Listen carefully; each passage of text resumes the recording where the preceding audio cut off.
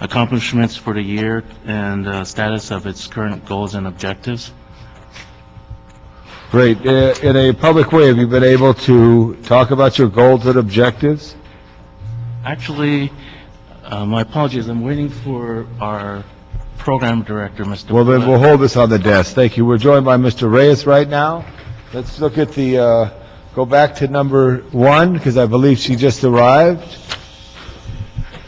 Yes, and item number 1 is a communication from the mayor relative to an extension of the temporary appointment of Ms. Cheryl Soriano as the interim general manager of the Human Services Department. Great. Good morning. Hi, good morning. How are you doing, Cheryl? Good, thank you. Okay, how's the job? It's going really well. Good. So, Mr. Reyes, this is a appointment of the extension of this appointment. The mayor is still looking. I believe you were on the mayor's staff, and he brought you because your leadership role and your ability to get things done. So I would recommend approval if there's no questions. Absolutely not. So I just want to say thank you for your tenacity and your patience. Yeah, I appreciate the opportunity, and the GM search for the permanent GM, the posting is out, so they're in the process of receiving resumes. Is it just questions? Is it going to be done between now and July, or when do you think it's going to be done? Yeah, I believe so. That's the tentative timeline they But wanted. isn't there, just because there is some discussion for the CAO's office for consolidations, reorganizations, et cetera, so I think we should be open to change. Yes. Good. Thanks, Cheryl. Thank you. Thank you. Okay, we'll recommend approval. We'll send that forth with the council. Let's go to number 5. And we'll go 5432. Okay, and item number 5 is a report from the Los Angeles Department of Aging requesting approval to amend senior service contracts, redistribute funds, make technical adjustments, and accept senior farmers market vouchers. Okay, the fiscal impact statement is submitted. We appreciate that. Give us a report, James. James Down, Department of Aging. This is our routine request to close out our contracts for fiscal year 2008-2009. I do want to point out that there was a typo on the fiscal impact in the request for a name change for one of our contractors. That was actually a carryover from a previous year, but the rest of the fiscal impact statement is correct. The transmittal also requests redistribution of our unused stimulus dollars. The stimulus funds arrived a little too late in the last fiscal year for us to utilize all of it, and so it's been rolled over into the current year to ensure that we spend all the money before the end of the current fiscal year. We're on track to spend all of our funds by providing additional meals to seniors, and it's also helped in a small way in creating a few additional jobs as well as preserving a few jobs at our nonprofits. And what's your total here, allocation? If you added everything up. The total allocation is over $1 million. That Here covers both. we're looking at the mayor's report here on this letter on dated November 24th. And then the second page, it lists the contractors. Yes. Okay, so well over $1 million, right? Well, the list of contractors here are for the contractors for our regular Older American Act funds. Our total Older American Act funding is about $14 million. $14 million. Right. We're also requesting approval to make a technical adjustment to our Medicare Improvement Award. After it was approved by Council and Mayor, we were notified of a minor increase of $981, and we'd just like to go ahead and make that adjustment so we can accept the additional funds. Great. Mr. Reyes, you have any questions? No, you just answered. That is the nature of the redistribution then. I'm sorry? Is that the nature of the redistribution? Oh, the nature of our redistribution is to ensure that we provide the necessary funds for agencies that are over-serving in their areas. Certain areas of the city have a higher demand than their original allocation, so we reduced the amount of money that we would actually have to return to the California Department of Aging by redistributing it to those agencies who actually have the demand for those services. And that shift shows up in this report? Yes. The contractors that you see listed here are the ones that we had made the shift at the end of the year. there's an additional report that we do during the mid-year, and actually, that's the bulk of our shifts, where we take the performance for the first 6 months of the program year and make those adjustments. And then this is, at the end of the year, we're just basically fine-tuning anybody that exceeded what we had projected. And when you address the demand is made evident by the number of people at these facilities, or is it made based on statistics, demographics? What is it that you base that decision on? The decision is based on their actual performance year to date. So, for instance, in nutrition, the actual number of meals that they've been providing for the first 6 months, and we compare that to what they were contracted to provide for the first 6 month period. We contact all of our service providers. We provide them our projections for where they'll be at the end of the year. We incorporate their feedback, and then we make the adjustments where we can. So it's more of an internal assessment based on performance. Yes.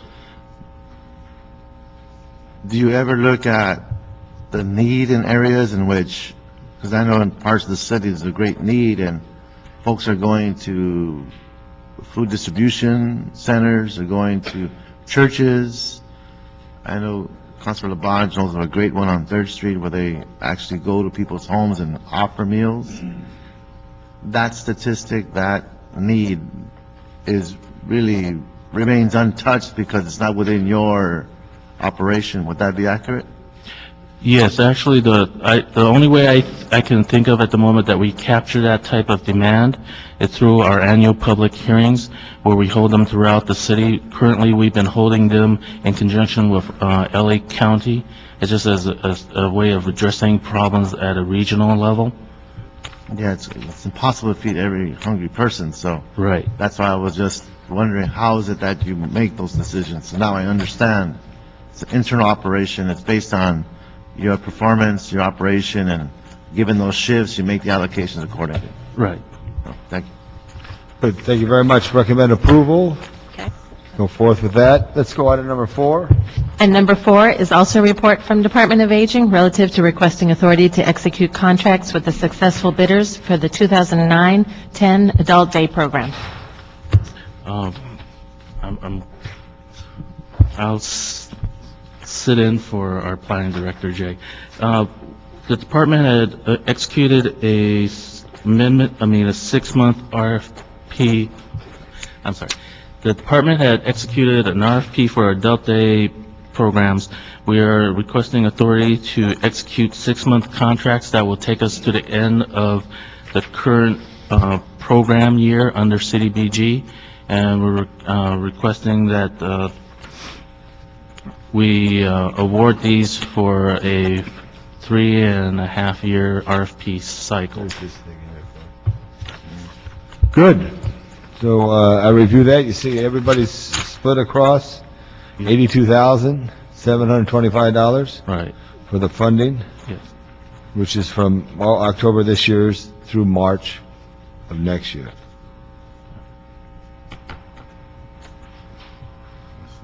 Any questions? Mr. Reyes? And the International Institute of Los Angeles, where do they have their locations? Do you happen to have that?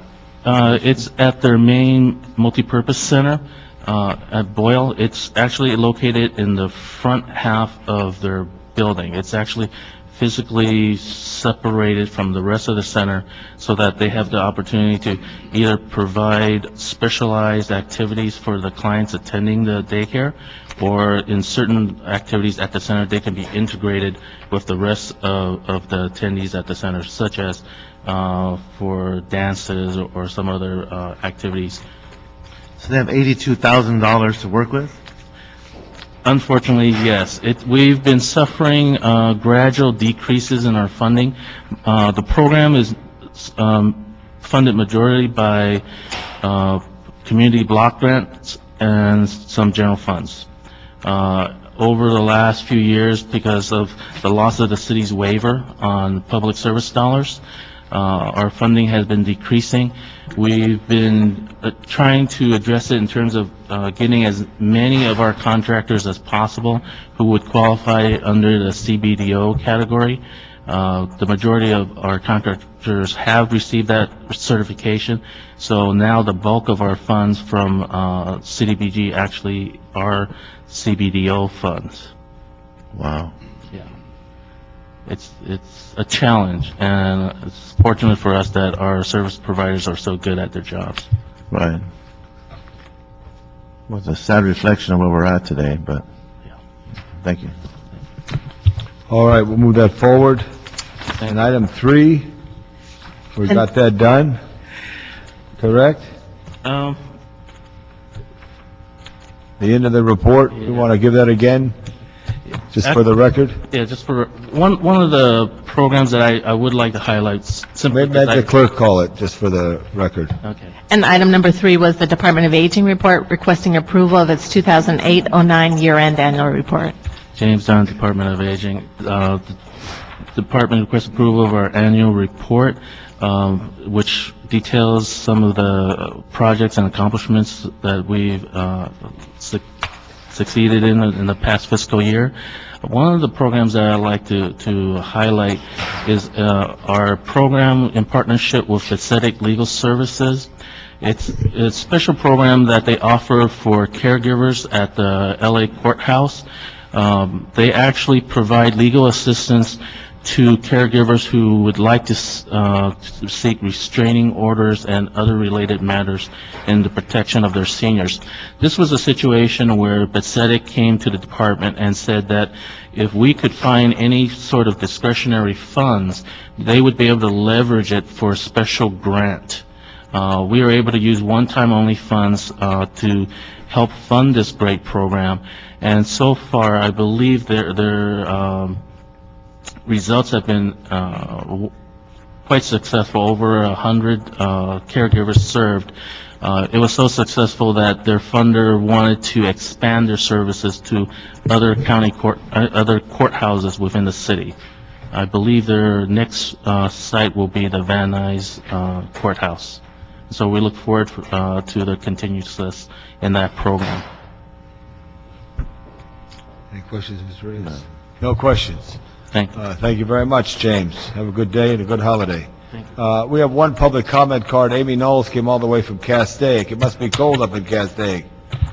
All right. Well, Amy, why don't you come on up and give a little report? General comment. Thank you. Dear council members, I've written letters to each of you individually and will summarize here. I'm speaking on behalf of my ensemble, the California Ear Unit. We've been grantees of the City of Los Angeles for as long as I can remember, as our contemporary classical chamber group has been performing throughout the world as ambassadors to LA for almost 30 years now. Our artistic director, Dorothy Stone, died a year and a half ago. Perhaps you've read about it in the calendar section of the Times. Dorothy and I shared all the tasks of running the group. I've since been struggling to administrate the group by myself. I'd been in charge of bookings and publicity, things like that before, and Dorothy had written and facilitated the grants. Never having written a grant before for an organization, I had to write 12 this year and take care of all the managerial duties. Our Department of Cultural Affairs grant had already been written and funded. I simply made sure that we fulfilled our obligations, or so I thought. In the past, we'd often performed our children's programs at Inner City Arts. This year, I contacted them to host our 6 programs. I truly thought they were in one of the council districts on the grant 2, 3, 6, 7, 9, and or 12. I wrongly assumed that the council district numbers represented all of the underserved areas in the city. Honestly, never in my wildest dreams occurred to me that Inner City Arts would not be one of these venues. We did in good faith perform 6 programs there for children from several different districts. We put out the money to do it, and we also performed our Red Cat concert at Disney Hall, which cost us thousands more. After submitting the final report, I received a message from Joe Smoke at the DCA stating that our erroneous performances cost us the entire grant and we would not receive our $7,000 reimbursement.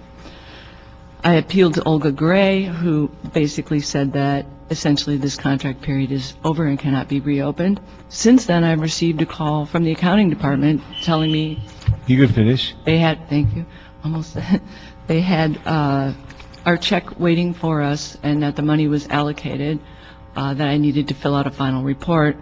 Found that I need to put that past Mr. Smoke's desk, who would, of course, deny it. The group is now suffering from my mistake, and I respectfully request that you urge the Department of Cultural Affairs to honor this contract and excuse the human error. Thank you for listening. I have a comment, though. I'm going to ask that Lisa Schechter, my deputy for legislation, work with you and arrange a meeting with the department and see if they could resolve this. Thank you. Mr. Reyes? Thank you. Good, okay, so we'll do that. Thank you for coming to committee. All right, Madam Clerk, now we have the next item. I'd like to have you call it. And item number 2 is the city attorney report and ordinance in response to motion Smith-Stein relative to amending the LA Municipal Code to prohibit smoking in outdoor dining areas and within 10 feet of such areas and related matters. Great.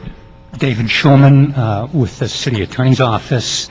At this committee meeting on October 27th, we were asked to amend the draft ordinance that our office had submitted last June in 4 ways. One was to correct a technical drafting error to conform the reference to certain numbers of feet in different parts of the draft. A second was to encourage the businesses to continue posting the public education information sign they're required to post during the grace period, past the grace period as long as reasonable. The third was to establish a date certain by which the permanent no smoking signage was to be posted. The fourth was to create an exception to the outdoor dining no smoking prohibition at the request of the committee chair, Mr. Labange, when a restaurant had 2 outdoor dining areas separated by 100 or more feet, to exempt the one further from the front entrance from the requirements of the ordinance. We completed our draft and submitted it to the 3 council deputies. We received a request for comment. We received a request from one of the deputies regarding a dispute over the substantive change, including a second outdoor dining area as an exemption.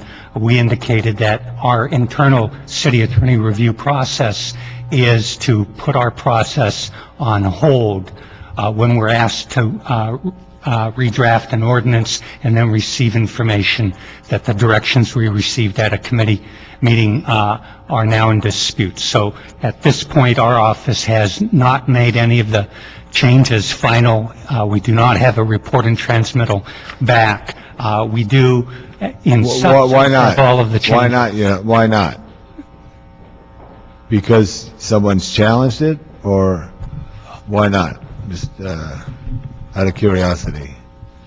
For the reasons just stated, sir. Our internal review process is to not tax our office's internal review process in this time of limited government and pressure on all the departments to finish a review of something we've been told is in dispute. Well, when you say it was in dispute, what do you mean? Who says it's in dispute? Your deputy. My deputy? All right, so, thanks, very well. Let's have John Lee come up here and make a presentation. John Lee, what's in dispute, Lisa? Well, I think I can speak to that, Mr. Councilman. John Lee from Councilman Smith's office. When we put forth this ordinance, we worked with the different organizations. We're very much in support of the ordinances going forward. Right. The few concerns that we have, and the major one is the one that was proposed at the last meeting regarding the amendment regarding the 2 outdoor dining areas. Now, our sort of, when we've been working with all the different organizations, was that we would not create an uneven playing field so that larger restaurants that will be able to have 2 different outdoor dining areas separated by 100 feet would have an unfair advantage over smaller restaurants. And certain associations, I believe, have not been a part of this process and sort of stayed hands-off on this process as long as restaurants were all on a even playing field. So Councilor Smith has great concerns that we are now providing these different exemptions for the larger restaurants, and that, our office would not be in favor of moving this ordinance forward if those exemptions are still there. So that's, obviously this is at the will of this committee, or whether Right. to include that change, but that he would. What is the councilman's desire on this? Well, the councilman's desire is not to allow. On the whole issue, the whole issue? On the whole issue? Yeah. Is not to allow that, studies that have shown that in certain cities that when they cut out smoking from outdoor dining areas alone, where you would tend to see progress, hopefully, in years and years and years, in the first year alone, you can see a drastic decrease in cardiovascular diseases in those cities. We don't want the, 12% of adults that choose to smoke affecting the other 88% that choose not to smoke. Right. In these, we are fortunate in Southern California to have this beautiful outdoor, weather of ours, and it's a shame that I can't take my kids outside to enjoy an outdoor dining because other people are not concerned about, our health. Now, when Well, how do we do with the bars? That's the thing. Those are adults that are choose to be, aren't brought there, by parents or in family dining areas. These are But how would you keep the field even, because businesses have restaurants at night, they have bars, they try to do that. Well, if you are a destination, I think that the smoking control ordinance supporters will come to speak to this a little bit more clearly than I have, but that there will be some sort of designation that if you are a restaurant that morphs into a nightclub, you have a certain ABC license that allows you and permits you to do this. If I may intervene to clarify. Counselor. Bars and nightclubs are exempted from the outdoor dining area definition. We were instructed to exempt them completely from the prohibition. But, okay, I gotta just say, one of the places we went to on Western Avenue was a combination restaurant, bar, combination place. So how do you deal with a combination If that place? restaurant so chooses to, at a certain posted time, to say that they, it is an adult-only nightclub at that point, and they have the whatever designation that gives them this ability to morph into a nightclub, as long as it's posted, then those restaurants will be able to then morph into a nightclub and allow their patrons to smoke. Let me ask the counselor, is that true? I've never been in, I don't go to too many nightclubs anymore. You, Ed? Nope. No, but in my old days, I never remembered seeing a sign. The only constant sign is exit, but then over the years is the various requirements, but I've never seen a sign at 10 o'clock you could smoke, or at 10 o'clock you could, whatever you could do. Sir, reference to the old days with respect to smoking would be to just... Any issue. On this one, we received clear instructions. We've drafted a clear ordinance. When the outdoor dining area is dedicated by the business for the consumption of food or drinks that are regularly sold or provided by the business, then smoking is prohibited. Bars or nightclubs are exempted from that definition altogether, as are restaurants or businesses that are completely closed for a private event. We've not received any comment that our drafting was less than clear. That doesn't seem to be the issue. The issue does seem to be the distinction that was drawn by the direction from this committee at the last hearing, that suddenly restaurants themselves are being drawn into two different classes. Well, I didn't see this situation on Larchmont, and we walked Larchmont. I don't know if you were with us, John. Were you with us? That's right. And this is this combination. It's like a sports bar next to a restaurant and seating out in front. And what will happen, and what I see here, and I just went to the bank this morning over at Wells Fargo Center, and I walked past, and you walk through people who smoke, 50 feet from the building, and I understand that, and it stunk pretty good. And I could see where people don't like that. Okay, but then when people go to entertain, and I do get and read everything, and there were some people who wrote me, they said there's a certain allowable vice in life. Do you agree with that at all, John? A certain allowable, I'm sorry? Vice. Yes. You agree with that. I mean, this is not, and no offense to the state of Utah, this is not Utah. This is California, so there's a balance there. So you have this large facility, and it happens to be an ethnic facility, which is coming from a different vision, possibly, that they want to, they have a pattern in practice. So we want to get good health, so we're going to restrict it, but is there options to be able to allow them, if it's enough space where you're not having to have your family walk through? Our concern is that now we are now giving restaurants an uneven playing field. Yeah, but I don't know, but who told me, I mean, the whole time in here, no one told me where, this has been a public discussion the whole time. I don't know how, the Restaurants Association took no position. They take no position. They don't not support this, or they don't support it. And now you're telling they're taking a different position? I believe that they've taken that stance on the grounds that there be an even playing field amongst all restaurants. I think they took the stance based on the fact that people like to dine without smoke. I believe that also, but I think that and if they were smart, they would support, restrictions like this. I think, because it amazed me that they had no comment, but I think they saw not the writing on the wall, the vision of the clean air that says this is how they want to operate. All I'm asking my colleagues, which I think in representing parts of the metropolitan area that's as diverse can be, there's people who do enjoy things that are not traditionally what has been since 1964. Is it good research there, Counselor, on buses and 75 with Marvin Browdy, on elevators and on, up and down, and recently we restricted smoking in parks. So what you're telling me is that Mr. Smith will not support this if there's a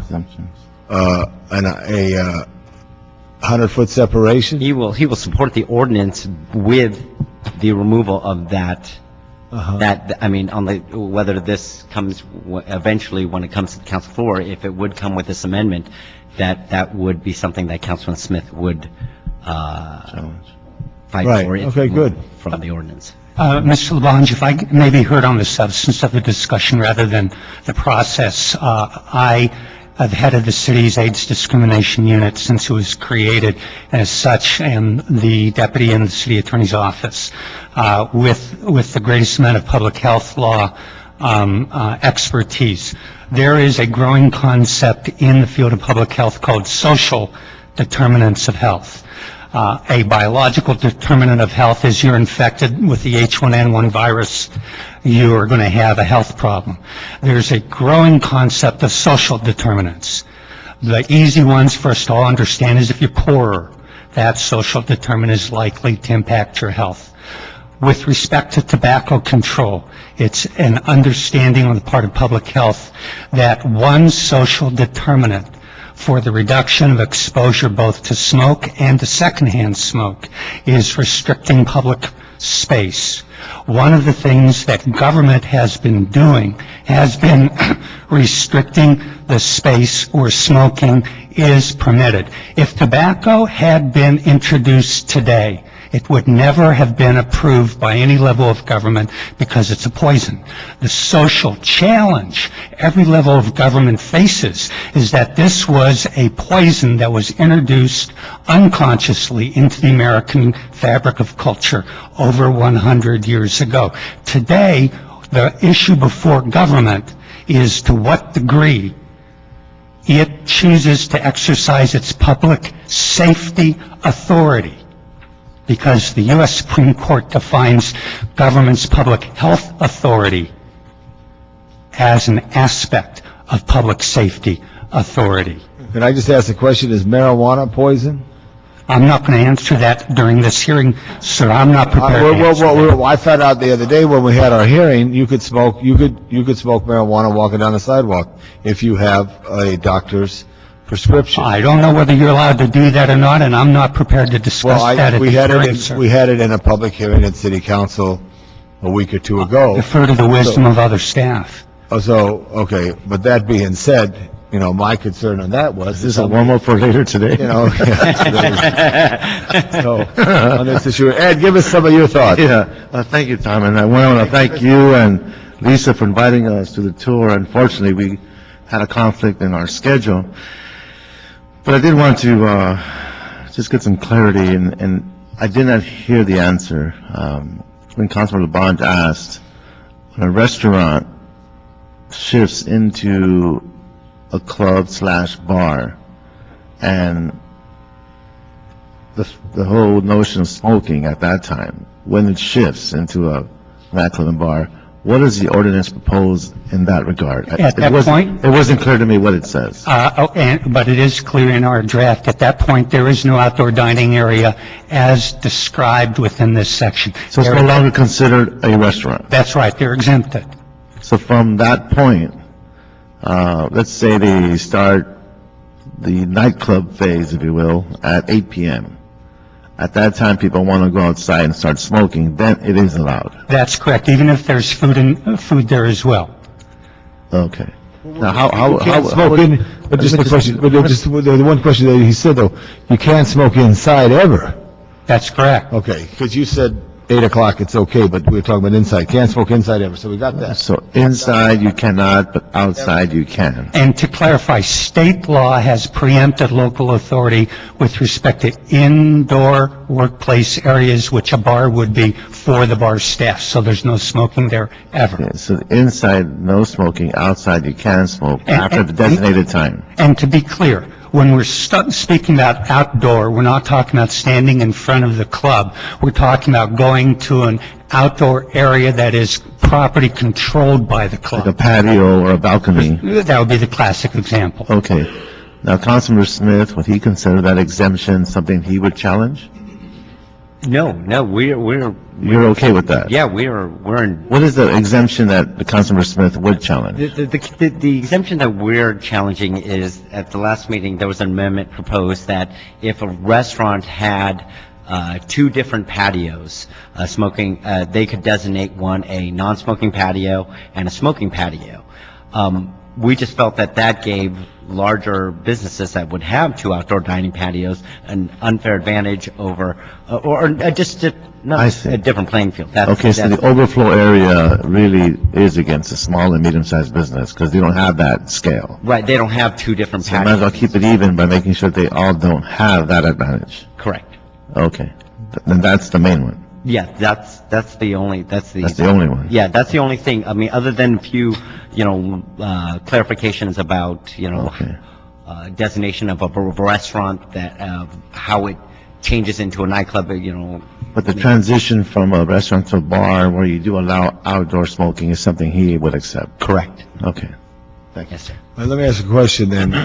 If there's a location outside a restaurant, how far do they have to be from the front door to have a smoke? If that restaurant is a state building or a local government building, they have to be at least 20 feet away. State law regulates distances in front of buildings that are owned or controlled by state or local government. Under those circumstances, the restriction is 20 feet. For purely privately owned buildings, there is no state law that regulates the issue, and there is no local law that regulates the issue.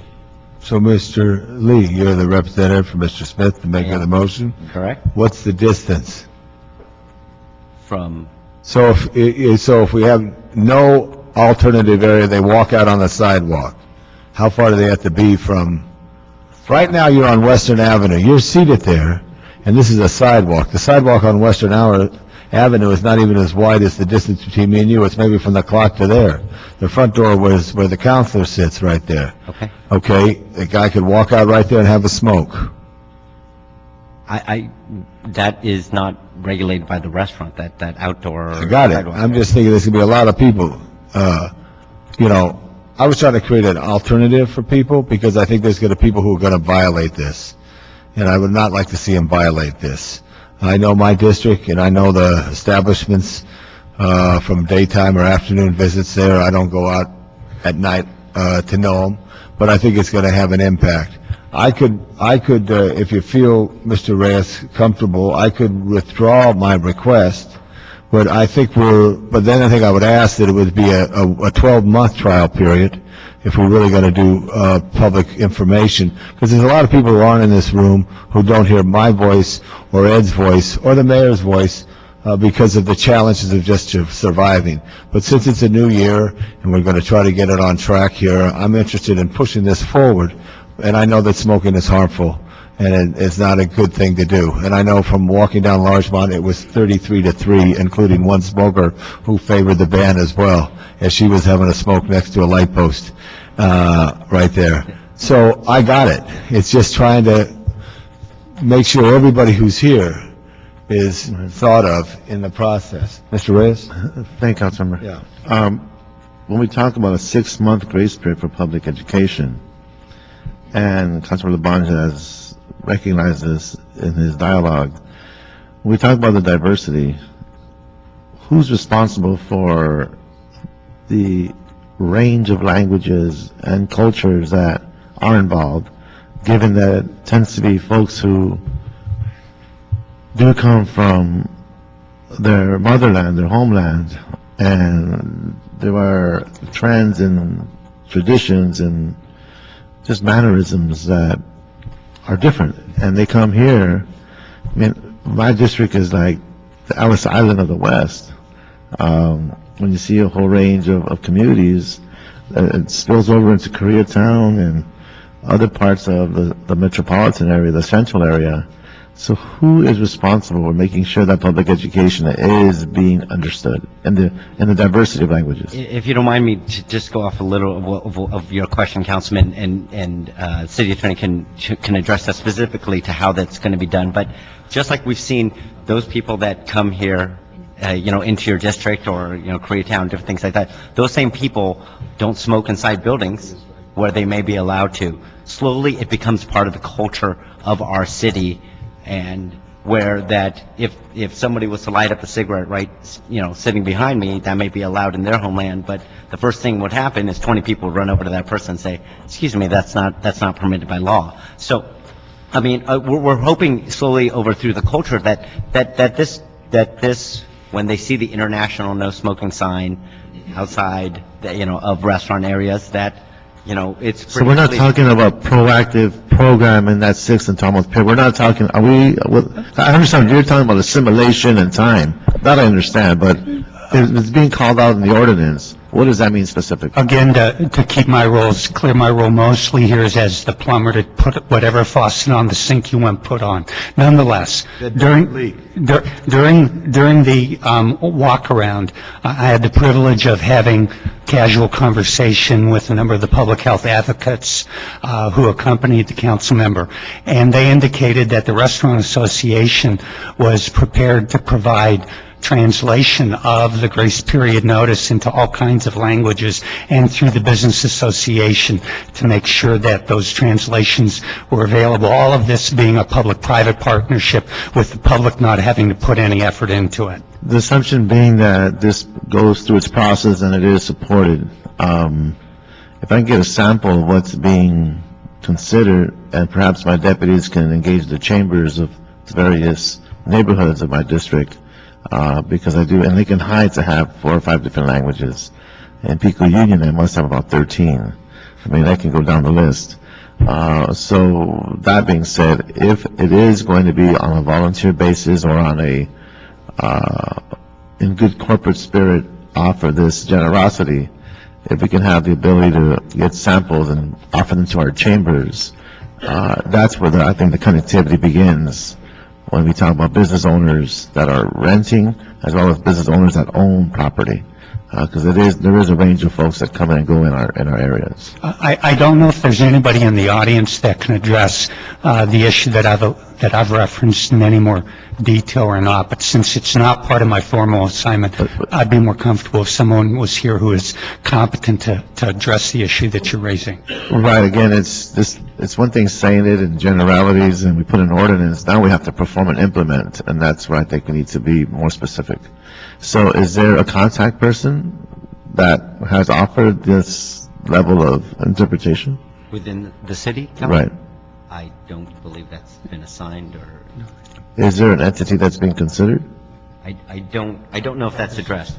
You mentioned the California Restaurant Association. I don't know if there's somebody in the audience this morning or not. It was my understanding that one or more of either the business or health associations were going to work to make the translations available to the Restaurant Association. Is anyone a point person for that in the audience or here at the table?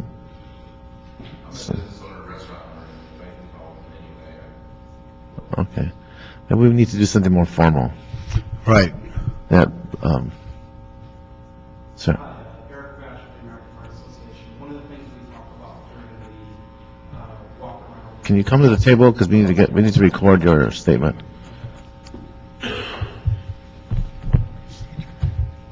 Hi, good morning. Eric Batch with the American Heart Association. I'm the Vice President of Advocacy.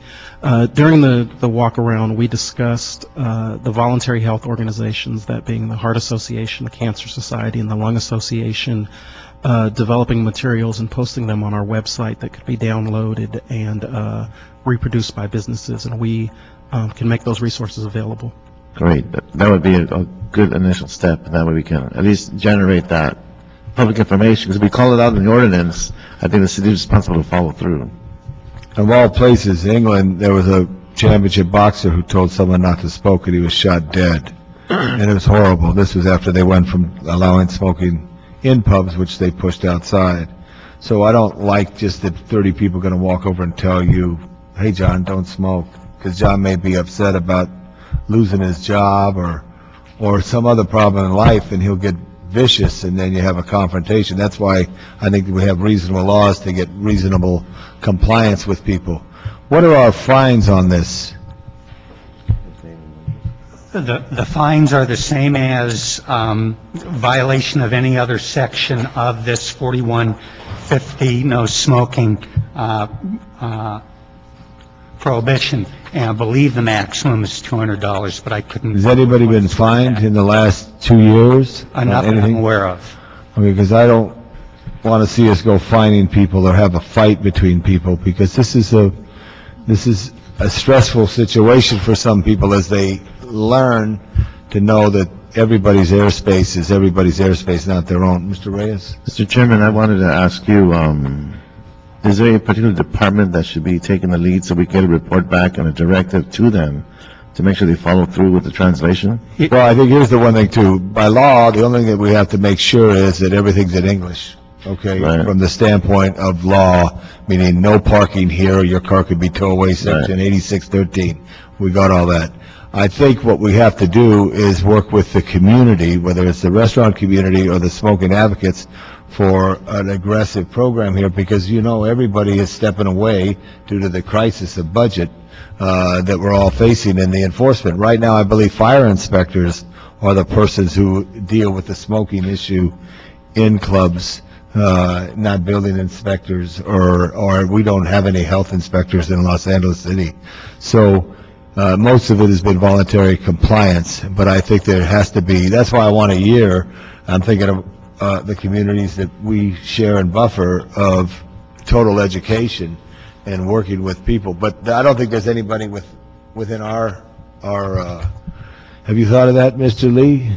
What specifically? Yeah, anybody who's in the city, who would you pick to be going out and knocking on your door and saying? Well, not so much that, Councilman, more of making sure that the interpretive pieces of information of different languages, who would be the most appropriate department who can at least coordinate that to make sure that it's being done and it's accessible, and like the gentleman said, perhaps allow the chambers to have access to this website, and they can essentially get to the website and reprint their information. So it's done on their own initiative, but someone should coordinate that. There should be a department that can refer people to websites and just information referral. Who would be is there a department that comes to your mind?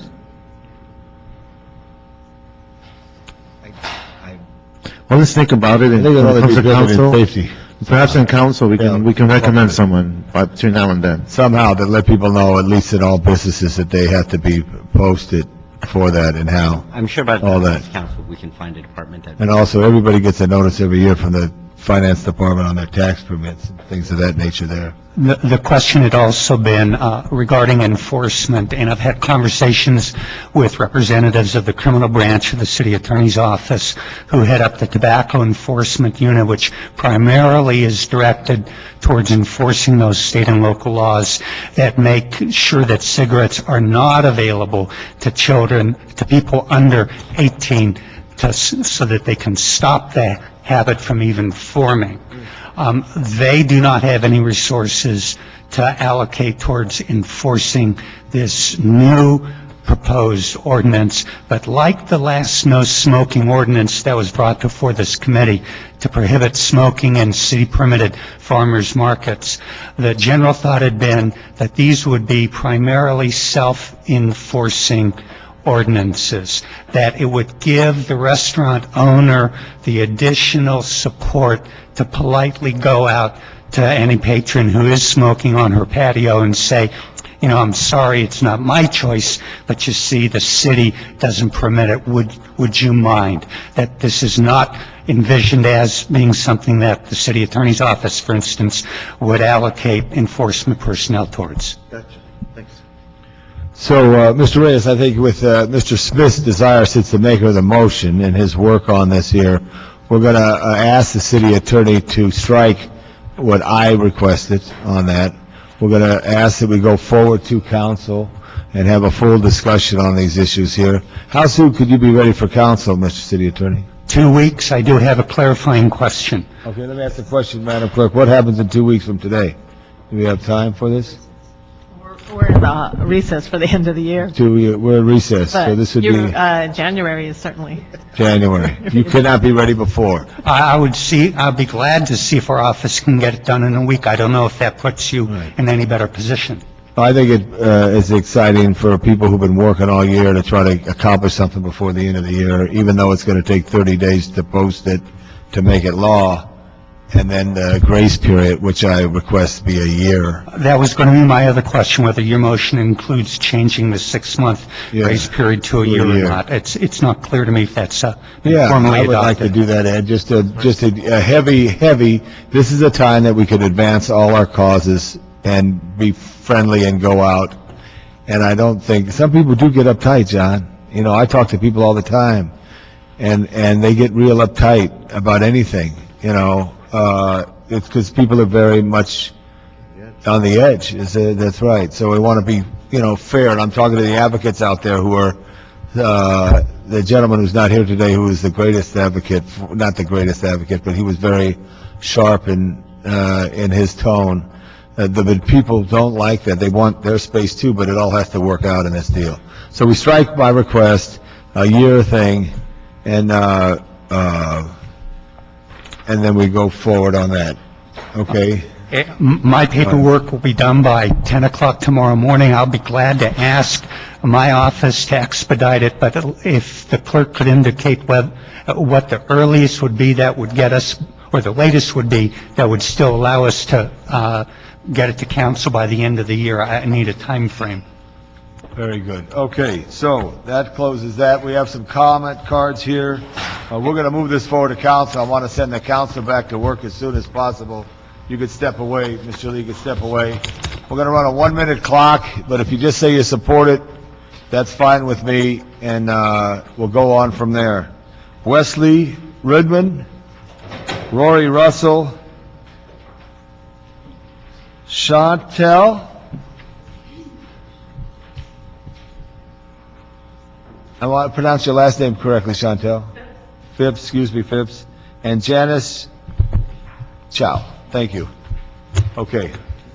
Good morning, council members, LeBonge and Reyes. My name is Wes Rudiman. I worked last year on behalf of the Pasadena Tobacco Prevention Coalition with the Public Health Department in implementing Pasadena's outdoor ordinance. And since it's been discussed here about the enforcement issue, I'd just like to inform you that our ordinance thus far has been largely self-enforcing.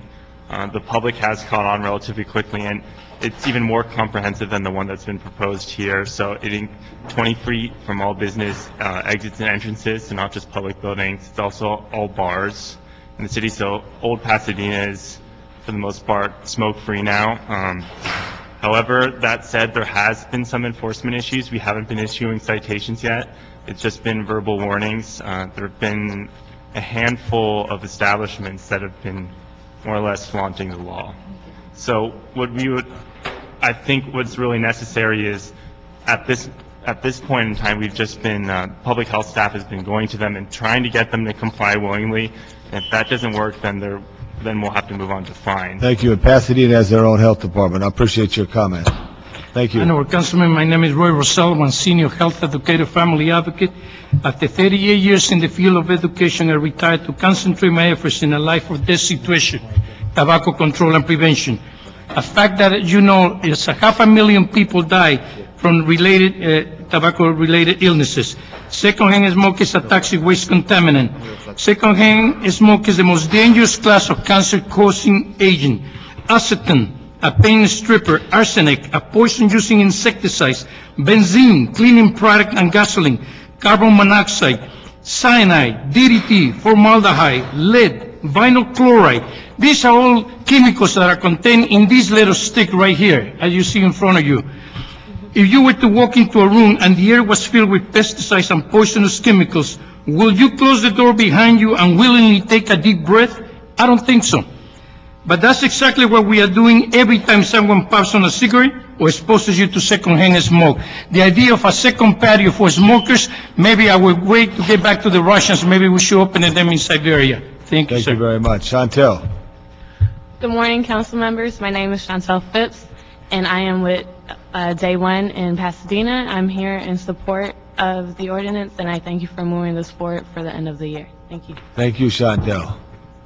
Morning, my name is Janice Chao with the American Cancer Society. I'm very happy to hear that the second smoking patio has been struck from the draft. And I'm also here to make a recommendation as well, actually, to clearly define private events in the ordinance. It's important to specifically define private events to close any loopholes. For example, as the ordinance is currently written, a business owner could potentially designate nearly every night as a private event, allowing smoking and thus circumventing the ordinance and weakening its original intention. Including a clear definition of a private event in the final draft would help business owners and enforcement alike. Can I ask the council, did you hear that question about private events? Does that make sense to you? With all due, David Shulman with the City Attorney's Office, with all due respect, we don't believe that legally it's required. We're as interested in things being as clear as possible, but in the law, private and public are two very distinct conceptions that we think are incorporated as drafted. Thank you, Janice. Okay. Dan Swartz, Robert, got to get my glasses. Sorry, Robert. Robert Donnan, Christine Taylor Antonio, Eric Batch.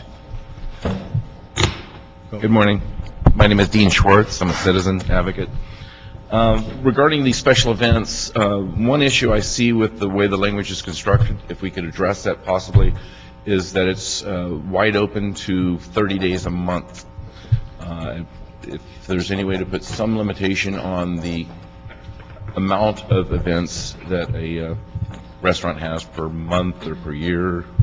He just answered the question on that. I don't think so. So I would just, if somebody's running their business at Farmers Market that has a special event every night, they'd be pretty special. That's 365 days. I don't think you're going to get that. So I think this is the type of thing. Let's take big steps with ease, not try to take it with a sledgehammer. Because the people who are going to be affected by this, we want to get them to give up smoking. Okay.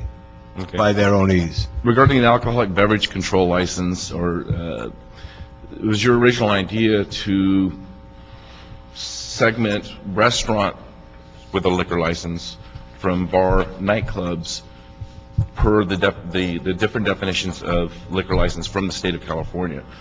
There is a specific license for just a bar and nightclub. There's also one for a restaurant that has a liquor license. Right.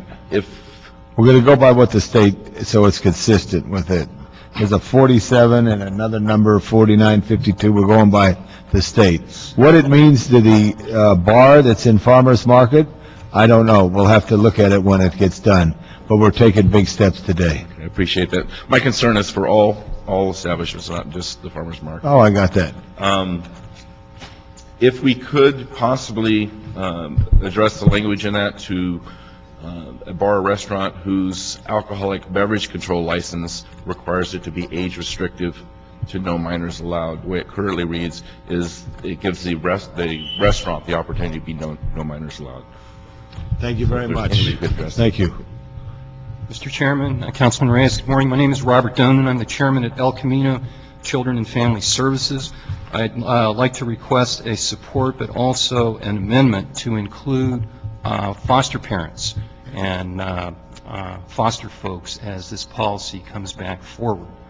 I would appreciate that. I think it would be a good audience to be able to... Explain it. How does it not include Well, as it? far as with foster parents and foster youth, I think it could be a good education tool because it could also be another impact on tobacco to being able to... But how is that, Counselor? I think, hey, ladies and gentlemen, just to hold the time, we took a big step today. We removed something. I don't want to add any more amendments. I want to try to get the votes on council. I want to try to educate Los Angeles, and I'm not going to worry about foster parents, although I greatly support foster parents on calling it out because I think I'm taking my cue from the counselor, or private or not private or 365 days. Let's try to take this opportunity to go forward and make a change like Marvin Browdy did. That took many years, but it did make a change. Okay, urge support. Thank you. Thank you. Yes. Oh, hi. Good morning, council members Hi, Labange Christine. and Reyes.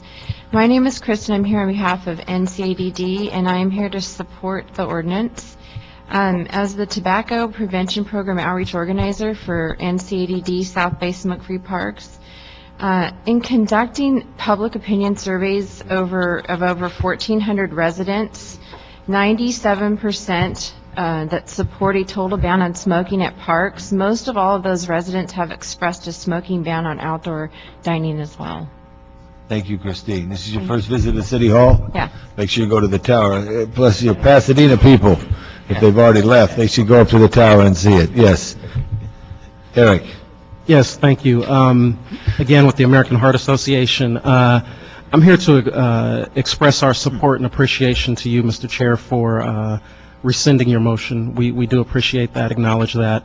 Also want to thank John Lee and his representation of Councilmember Smith in terms of the vision of bringing this forward. We appreciate you wanting to expedite the process and are looking forward to seeing this come to a vote. You know, we've been working on this for over a year.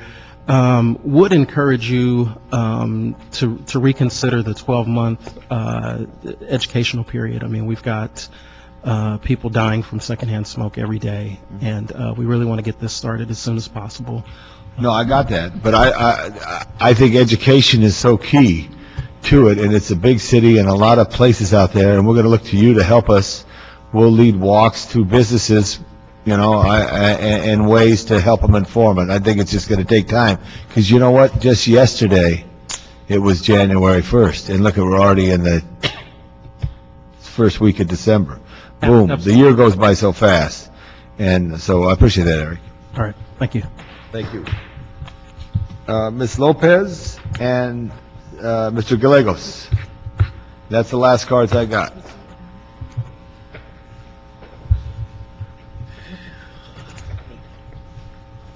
Shall I go? Sure. Good morning, Councilmember Tom Labange, Ed Reyes, and staff. My name is Alicia Lopez, and I am the Program Director for the Tobacco Prevention Program with Valley Community Clinic. We're located in North Hollywood.